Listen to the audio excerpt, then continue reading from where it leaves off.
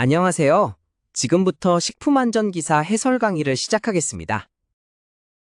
첫 번째 문제는 식품위생법의 식품 정의에 관한 문제로 식품의 범주에 포함되지 않는 항목을 알아야 하는 문제입니다. 식품위생법에서 정의하는 식품에 해당하지 않는 것은 무엇일까요? 여기서 정답은 4번, 의약외품입니다. 식품위생법 제2조에 따르면 식품이란 의약품으로 섭취하는 것을 제외한 모든 음식물을 의미합니다. 여기에는 우리가 일반적으로 먹는 음식뿐만 아니라 식품 첨가물, 그리고 식품과 직접 접촉하는 기구 및 용기, 포장도 식품의 범주에 포함됩니다.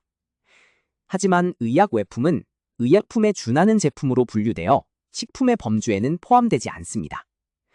의약외품은 약사법의 적용을 받으며 치약, 구강청결제, 마스크 등이 이에 해당합니다. 따라서 식품위생법상 식품의 정의를 정확히 이해하는 것이 중요하며 의약품과 의약외품은 식품과 구분되는 별개의 범주임을 기억해야 합니다. 두 번째 문제는 해썹 시스템의 7원칙에 관한 문제로 첫 번째 원칙이 무엇인지 알아야 하는 문제입니다. 해썹 시스템의 7원칙 중 첫 번째 원칙은 무엇일까요? 여기서 정답은 2번 위해 요소 분석입니다. 해썹시는 Hazard Analysis and Critical Control Point의 약자로 식품의 안전성을 확보하기 위한 예방적 위생관리 시스템입니다. 해썹시의 7원칙 중 첫 번째 원칙은 위해 요소 분석으로 식품 제조, 가공 과정에서 발생할 수 있는 생물학적, 화학적, 물리적 위해 요소를 파악하고 분석하는 단계입니다.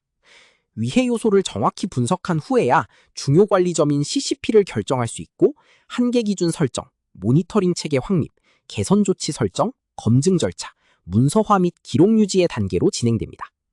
따라서 위해 요소 분석은 해썹 시스템 구축의 가장 기초가 되는 단계라고 할 수 있습니다.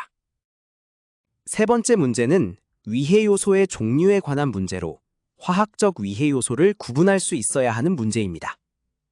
화학적 위해 요소에 해당하는 것은 무엇일까요? 여기서 정답은 2번, 농약 잔류물입니다. 식품의 위해 요소는 크게 세 가지로 분류됩니다. 첫째, 생물학적 위해 요소는 세균, 바이러스, 곰팡이, 기생충 등 미생물에 의한 것으로 클로스트리디엄 보툴리눔이나 곰팡이 독소 등이 해당됩니다. 둘째, 화학적 위해 요소는 농약 잔류물, 중금속, 식품 첨가물의 과다 사용, 세정제나 소독제 잔류물, 항생제 잔류물 등 화학물질에 의한 것입니다. 셋째, 물리적 위해 요소는 금속 파편, 유리, 돌, 플라스틱 조각 등 이물질에 의한 것입니다.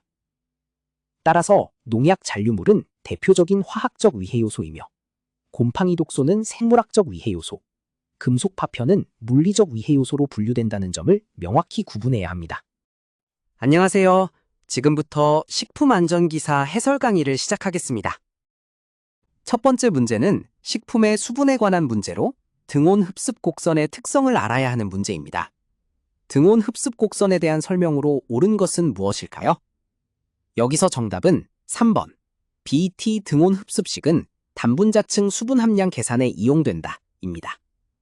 등온 흡습 곡선은 일정한 온도에서 식품의 수분 활성도와 평형 수분 함량의 관계를 나타내는 곡선입니다.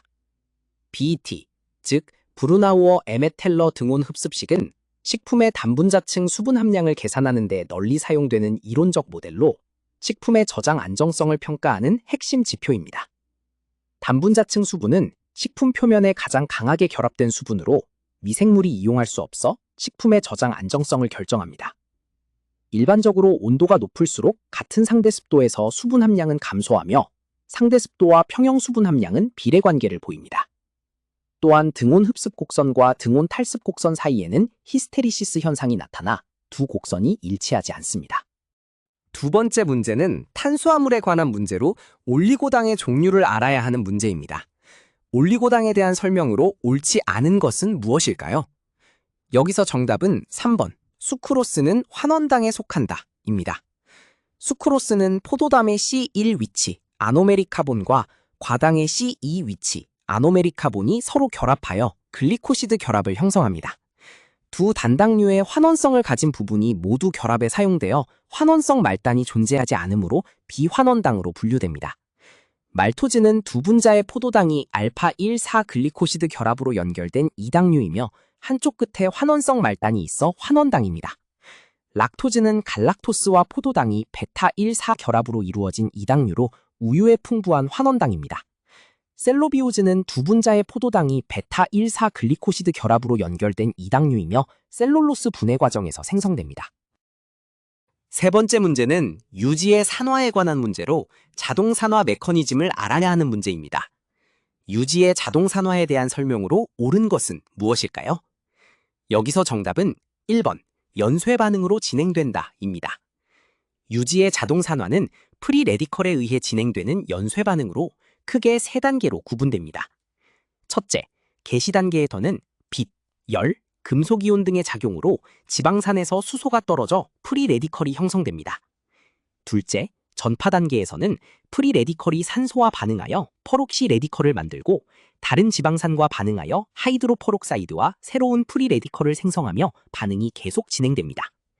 셋째, 종료 단계에서는 두 개의 레디컬이 서로 결합하여 비활성 화합물이 됩니다.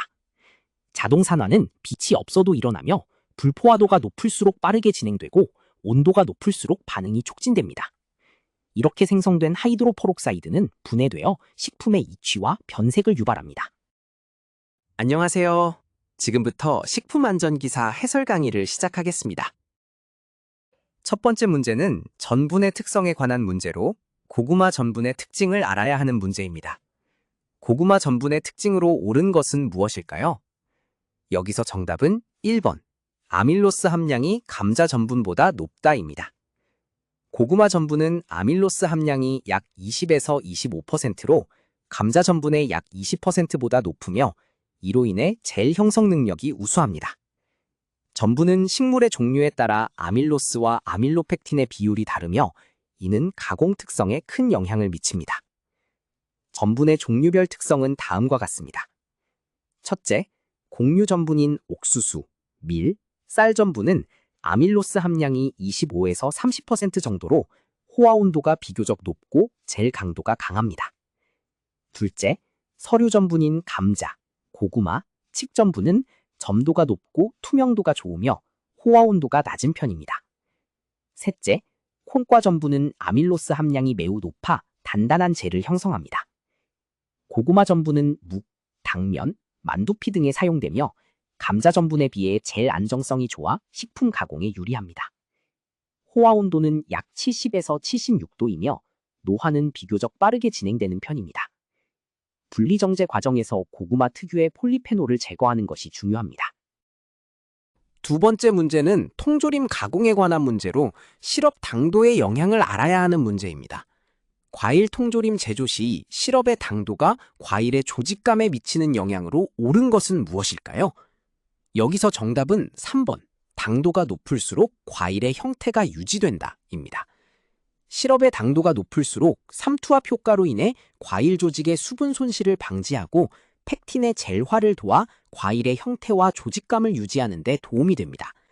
과일 통조림 제조 시 시럽은 단순히 단맛을 부여하는 것뿐만 아니라 과일의 품질 유지에 중요한 역할을 합니다. 시럽 당도의 효과는 다음과 같습니다. 첫째, 삼투압 균형을 맞추어 과일 세포의 수분 이동을 조절합니다. 당도가 너무 낮으면 과일에서 시럽으로 수분이 이동하여 과일이 시들고 너무 높으면 시럽에서 과일로 수분이 이동하기 어려워집니다. 둘째, 펙틴의 젤화를 촉진하여 과일 조직의 단단함을 유지합니다. 셋째, 산소를 제거하여 산화에 의한 갈변을 방지합니다. 넷째, 미생물의 생육을 억제하여 보존성을 향상시킵니다. 일반적으로 사용되는 시럽의 당도는 브릭스 14에서 30도이며 과일의 종류와 제품 특성에 따라 조절합니다. 라이트 시럽, 헤비 시럽 등으로 분류되며 가공 후 살균 과정을 통해 안전성을 확보합니다. 세 번째 문제는 우유 살균에 관한 문제로 HTST 살균 조건을 알아야 하는 문제입니다. 우유의 살균법 중 HTST의 조건은 무엇일까요? 여기서 정답은 2번, 72도 15초입니다. HTST는 하이 템퍼레처 쇼타임의 약자로 72도에서 15초간 처리하는 고온 단시간 살균법이며 현재 가장 널리 사용되는 우유 살균법입니다. 우유의 살균법은 가열 온도와 시간에 따라 다음과 같이 분류됩니다. 첫째, LTLT, 즉 저온 장시간 살균법은 63도에서 30분간 처리하는 방법으로 파스투레가 개발한 전통적인 방법입니다. 우유 본연의 풍미를 유지할 수 있지만 시간이 오래 걸리는 단점이 있습니다. 둘째, HTST, 즉 고온 단시간 살균법은 72도에서 15초간 처리하는 방법으로 연속 살균이 가능하여 대량 생산에 적합합니다. 가장 널리 사용되는 방법입니다. 셋째, UHT, 즉 초고온 순간 살균법은 135에서 150도에서 2에서 5초간 처리하는 방법으로 거의 모든 미생물을 사멸시켜 멸균에 가까운 효과를 얻습니다. 무균 포장 시 상온 유통이 가능합니다. 살균법 선택 시 고려사항은 미생물 사멸 효과, 영양소 손실, 풍미 변화, 경제성 등이며 HTST는 이러한 요인을 균형 있게 만족시키는 방법으로 평가됩니다.